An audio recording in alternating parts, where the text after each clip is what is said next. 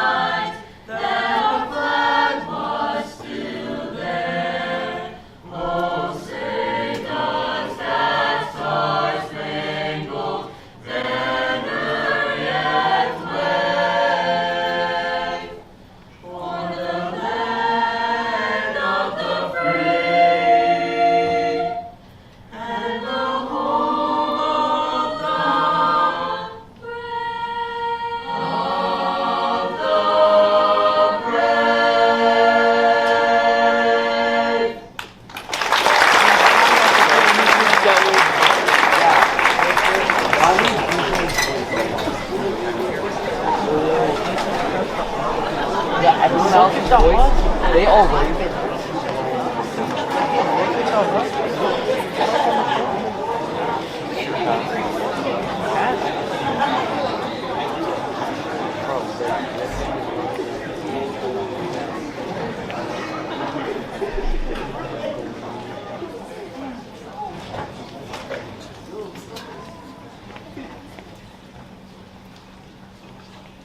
Good morning. My name is Madison Galicia. I would like to welcome all of you to Millbury Junior Seniors High School Memorial Day program. Today we gather to honor and remember the brave men and women who have given their lives for our nation. To our honored veterans, we owe you a debt of gratitude that words cannot convey. Your service and sacrifice have protected our freedoms and secured the future for generations to come. You embody the true spirit of duty and honor, and your courage inspires us all to strive for a better, more just world.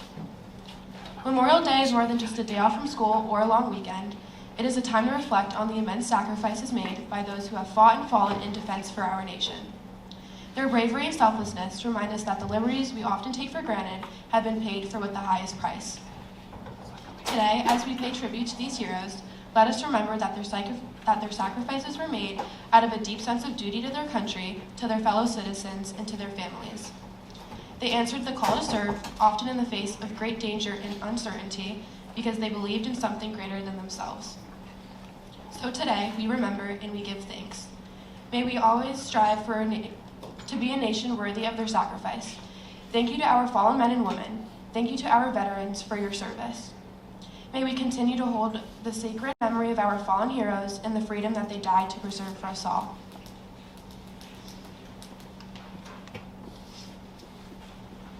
The history of the Table of Honor is deeply intertwined with the aftermath of the Vietnam War and the grassroots movement to account for those who never returned. While the table is a staple of military life today, its origins are relatively modern. The Red River Valley, River Rats. The tradition is widely credited to the Red River Valley Fighter Pilots Association, an organization formed in 1966 by aircrews who flew over the heavily defended Red River Valley in North Vietnam. To honor their captured or killed brothers in arms, these pilots began setting a small table at their gatherings. As these officers and airmen transitioned to other branches and higher commands, they brought the custom with them. By the late 1970s and early 1980s, the tradition had spread from the Air Force to the Army, the Navy, Marine Corps, Coast Guard, and Space Force. The small round table.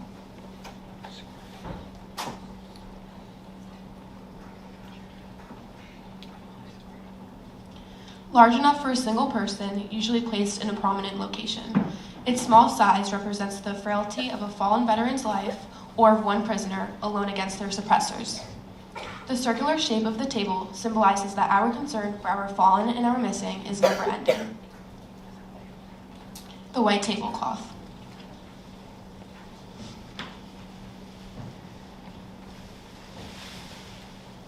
This symbolizes the purity of their intentions in responding to their country's call to arms. The empty chair.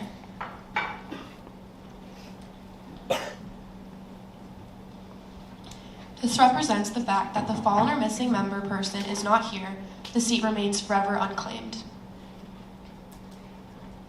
A black napkin. This represents the emptiness these service members left in the hearts of their families and friends. A service cap. A headpiece from the Army, Navy, Marine Corps, Air Force, Coast Guard, or Space Force placed on the table or the chair. Our service cap is from the United States Army. A single red rose with a red ribbon. The rose reminds us of the families and loved ones who remember their fallen loved one, or to keep the faith while awaiting the return of the service member. The ribbon represents the love of our country that motivated the fallen service member to serve. A slice of lemon.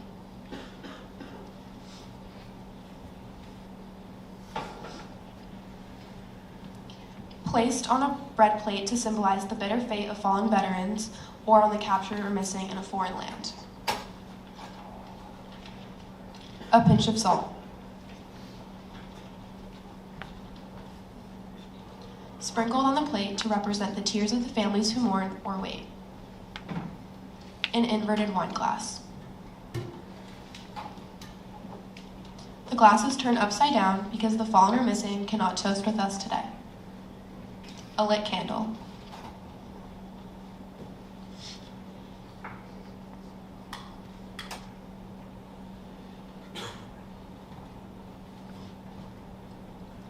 Reflects the light of hope for the future for which our veterans gave their lives, or to illuminate the way home for our prisoners of war or our missing in action.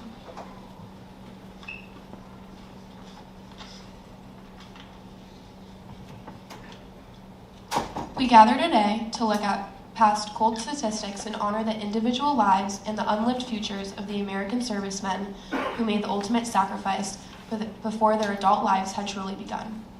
Herbert Hoover once famously observed that while older men declare war, it is youth that must fight and die. And throughout our history, this has been a stark and sobering reality. Over the last 250 years, many Americans, 18-year-olds, have fought and died in our wars with other nations. In addition to these young men, many underage boys often lied about their age to enlist, driven by a mixture of patriotism, societal pressure, and youthful restlessness. In many communities, the call to duty was so intense that staying behind felt like a mark of cowardice or a failure of masculinity. Boys feared the war would end before they had a chance to prove their worth. Beyond the desire to serve their country, many were motivated by a desperate need to escape the stagnant rural lives, poverty, or difficult family situations. They viewed the military as a gateway to adventure and a guaranteed paycheck. This romanticized vision of combat, fueled by propaganda and the absence of modern age verification systems, made the noble lie feel like a necessary rite of passage to reach the front lines. This pattern of young sacrifice stretches back to the very foundations of our nation. At this time, please give your attention to Addie Caney, Cole Guilford, and Riley Karen as they offer some grim statistics that illustrate the stark reality of the sacrifices made by the youngest heroes.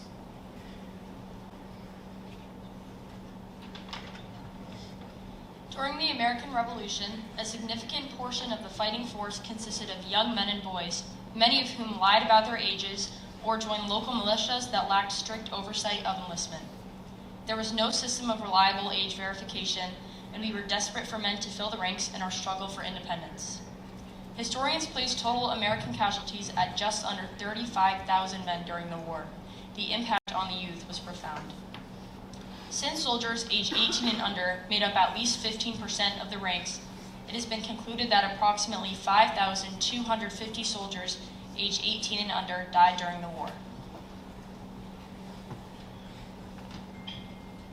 The Civil War was an era of boy soldiers.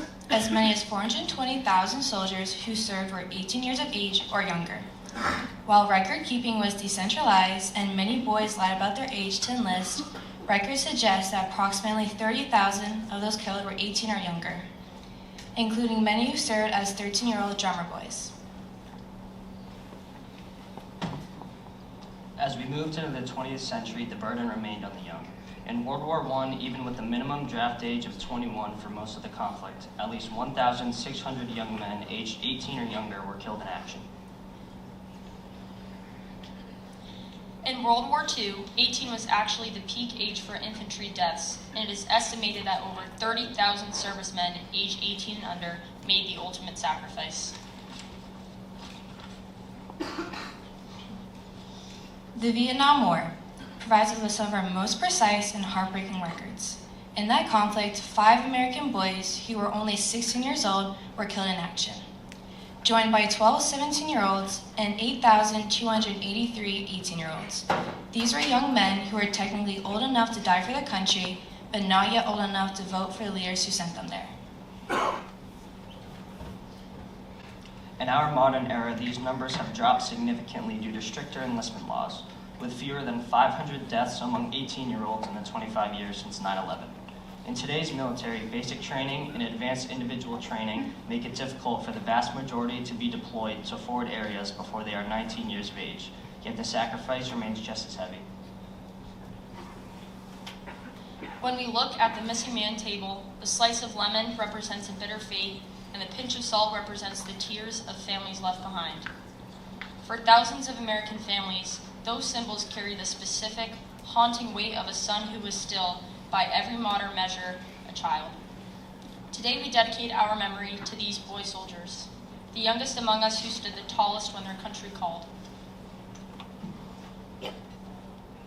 Each successive era and each successive war had increasingly strict enlistment laws and more effective ways of verifying an enlistee's age.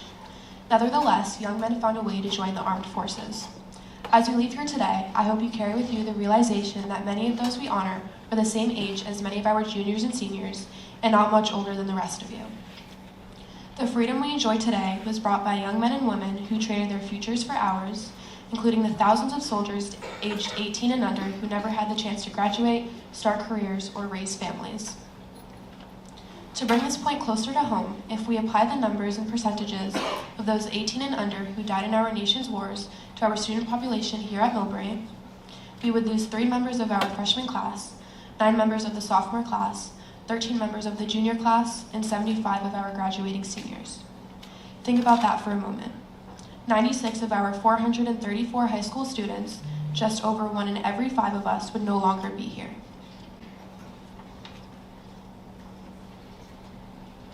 Some of Mr. Cunha's students have put together a short video where MHS students and staff were asked about their thoughts on Memorial Day and what it means to them. Special thanks to Mr. Cunha.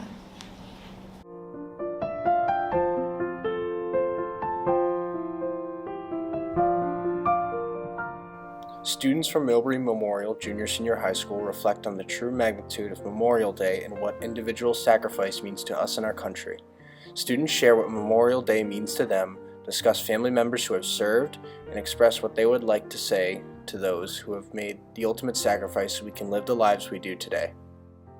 To me, Memorial Day is about honoring and remembering the men and women who gave their lives and the ultimate sacrifice to our country that needed it at so many times in our country's history.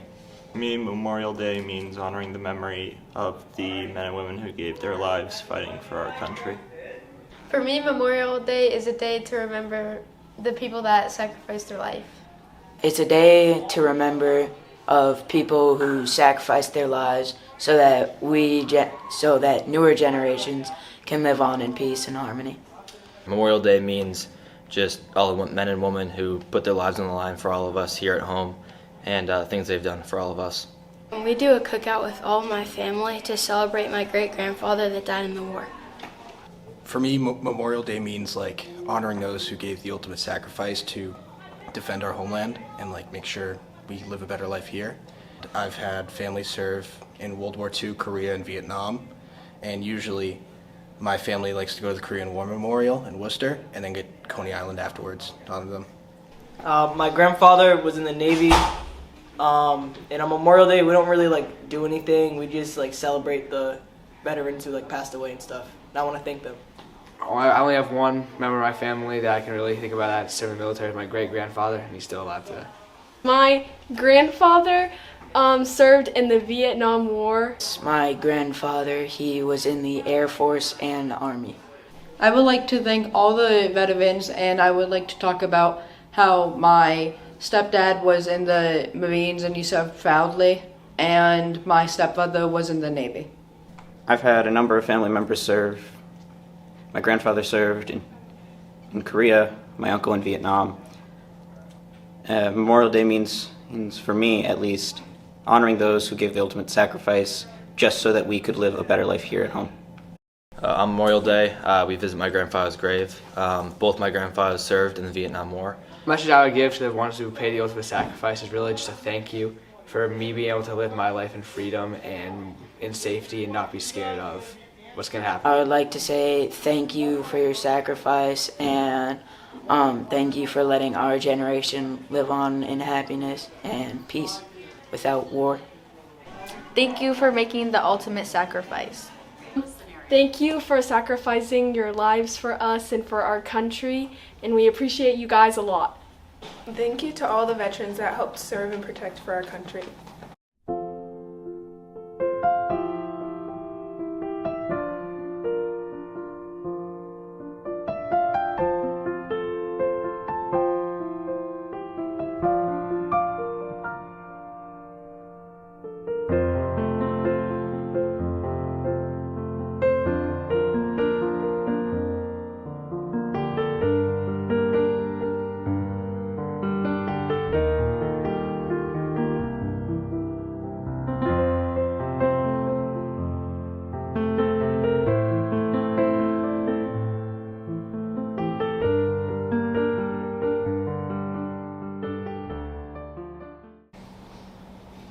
I would ask that you all stand for the playing of Taps and Echo.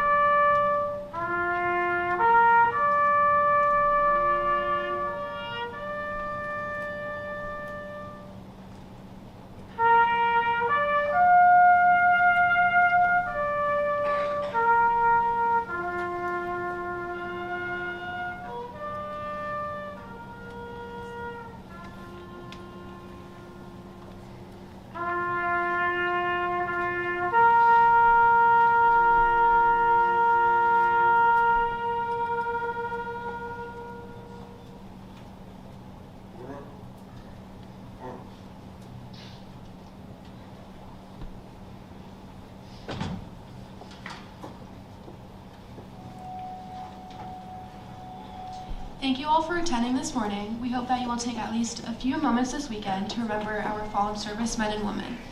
As the band plays the Armed Forces Medley, could I ask that we please give our veterans a very loud Willie cheer as they exit the auditorium.